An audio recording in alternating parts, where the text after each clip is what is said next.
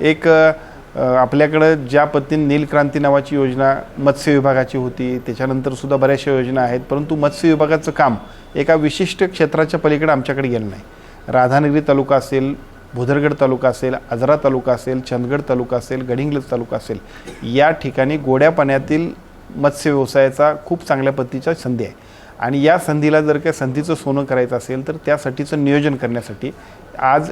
जिल्हाधिकारी कार्यालयामध्ये एक बैठक घेण्यात आली होती. या बैठकीमध्ये डिलॉईट कंपनी जी आहे की ज्यांचं राज्यभर आणि देशभरामध्ये सुद्धा खूप चांगल्या पद्धतीचं नाव आहे, त्या कंपनीनं आज प्रेझेंटेशन केलं आणि साधारणतः पहिल्या टप्प्यात राधानगरी तालुक्यामध्ये 1000 ते 1500 लोकांना रोजगार मिळेल अशा पद्धतीची मत्स्यशेती करण्यामध्ये त्यांनी खूप चांगल्या पद्धतीनं प्रेझेंटेशन केलं. या प्रेझेंटेशनबरोबर आमच्या जिल्हा मत्स्य व्यवसाय अधिकारी आणि जिल्हाधिकारी कार्यालयाच्या वतीनं याच्यावरती योग्य ते मॉनिटरिंग करून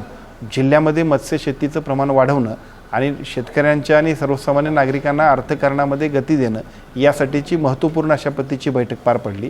या बैठकीमध्ये गतिमान पद्धतीने या संपूर्ण प्रेझेंटेशनप्रमाणे प्रोजेक्ट सादर करणं आणि प्रोजेक्ट सादर झाल्यानंतर त्याच्यावरती ॲक्शन टेकन रिपोर्टसुद्धा फास्ट घेण्यासाठी सर्व यंत्रणांना आपण सूचना दिलेत आणि त्याचा फायदा निश्चितपणानं कोल्हापूर हे कृषी क्षेत्रात पुढं आहे, कोल्हापूर हे दुग्ध व्यवसायात पुढं आहे, तसंच मत्स्यशेतीमध्ये सुद्धा कोल्हापूर पुढं जाईल अशा पद्धतीचा आजच्या बैठकीचा एक उद्देश सफल होईल अशा पद्धतीचा आमचा प्रयत्न आहे.